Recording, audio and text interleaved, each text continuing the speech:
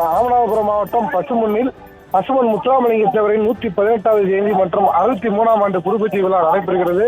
அதனை ஒட்டி மதுரை கோரிப்பாளையத்தில் உள்ள பசுமன் முத்துராமலிங்க தேவரின் வெங்கல சிலைக்கு தமிழ்நாடு முதலமைச்சர் மு.க.ஸ்டாலின், MP கனிமொழி, அன்பில் பொய்யாமொழி, அமைச்சர்கள் மூர்த்தி, தங்கம் தென்னரசு உள்ளிட்ட ஏராளமான அமைச்சர்கள் மாலை அணிவித்து மரியாதை செய்து வருகிறார்கள்.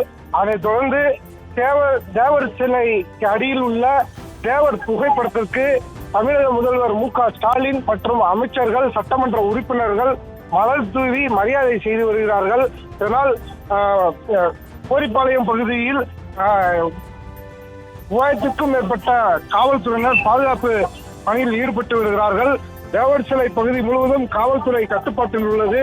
தமிழக முதல்வர் வருகையால் வெடிகுண்டு தடுப்பு பிரிவு போலீசார் அப்பகுதியில் தீவிர சோதனையில் ஈடுபட்டு வருகிறார்கள். இதனைத் தொடர்ந்து மதுரை தேவர் சிலைக்கு மாலை அணிவித்து தேவர் சிலைக்கு அடியில் உள்ள தேவர் புகைப்படத்துக்கு மலர் தூவி மரியாதை செய்த பிறகு இங்கிருந்து தெப்பகுளத்தில் உள்ள மாமன்னர்கள் மருது பாண்டியர்களின் 224வது குருபூஜையொட்டி வெங்கல சிலைக்கு மாலை அணிவிக்க இங்கிருந்து செல்ல இருக்கிறார்கள்.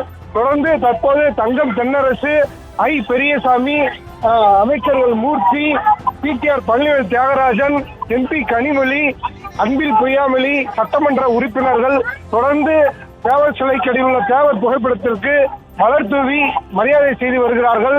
இதனைத் தொடர்ந்து இங்கிருந்து தெப்பகுளத்தில் உள்ள பகுதியில் உள்ள மருதுபாண்டிய சிலைகளுக்கு செல்ல இருக்கிறார்கள்.